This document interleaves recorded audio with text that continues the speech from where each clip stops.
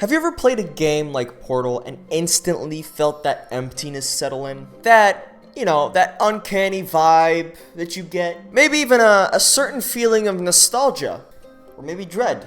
I've been obsessed with that feeling for many years now, and it's something I've only seen been done in like digital media like video games. I've always wanted to investigate it and share it with people who might have no idea what I'm talking about. So why not do it today? Right here, right now, on the B-Bangers 9000 channel. This is the uneasy yet comforting nature of loneliness in video games.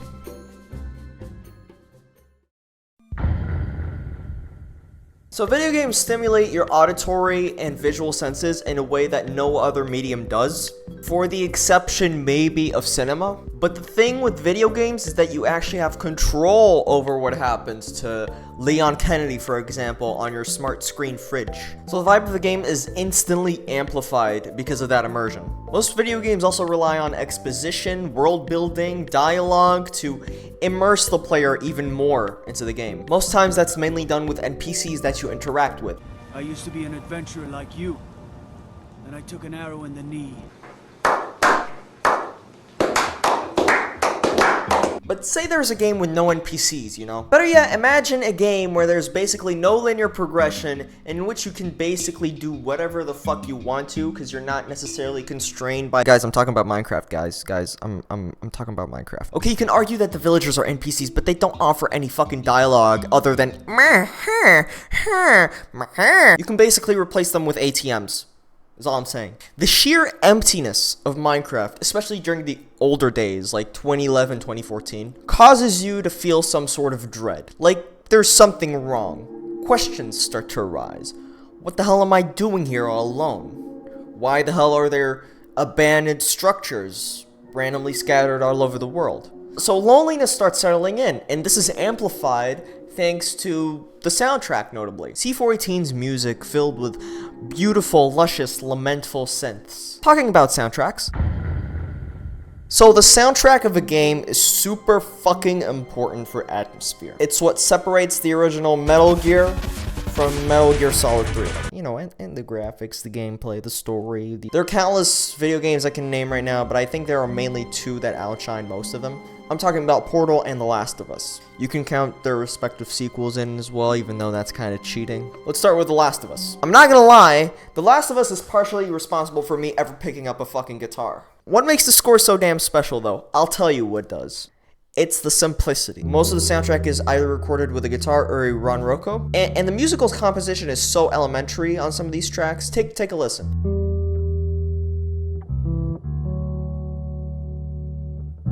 The beautiful simplicity, the sparsity of the notes, the melancholy that oozes out of them, is ultimately what sells the desolate world of The Last of Us.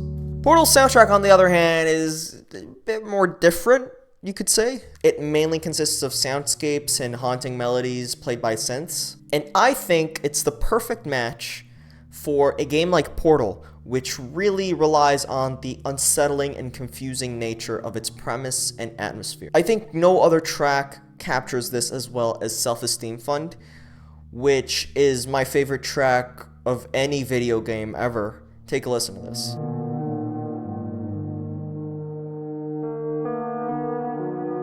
Self-Esteem Fund isn't just creepy though, it's oddly melancholic and comforting and calming even. More on that in a bit. Portal doesn't have just its music going for it though, it also has this crucial element that it shares with other games as well. Valve's Source Engine is perfect for creepy, unsettling, and unnerving atmospheres.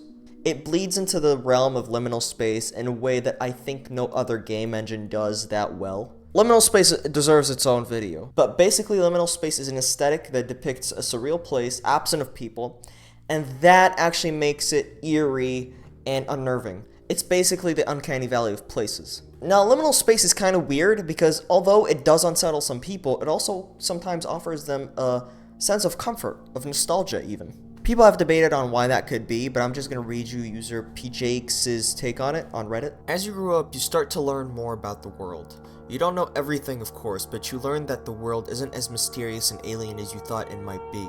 You know how this life thing works by now. The unknowns are just as mundane as the stuff you know. Liminal spaces take us back to that childhood, I think. These spaces seem so alien, so unknown again. That feeling of unknown feels scary, but also oddly comforting. Source's all too geometrical, angular style and its harsh lighting gives it that uncanny nature. It makes its games eerie and comfy at the same time. It's why when you're exploring a Gmod map on your own, you get the sense of someone watching you. It's why you get uneasy when you're playing Portal and you see no one behind those windows. It's that same feeling you get when you're playing the beginner's guide and you see that harsh light coming out that lamppost and just a barren apartment complex surrounding it. Video games are such a special medium. They have the capacity to evoke feelings if done right in a way that I haven't seen anywhere else. I sometimes find myself coming back to these weird games just to get immersed in that weird, cool vibe. And I don't think I'll get tired of it anytime soon, honestly. It's like a drug. That's all I had to say for today. Thank you for watching. Bye.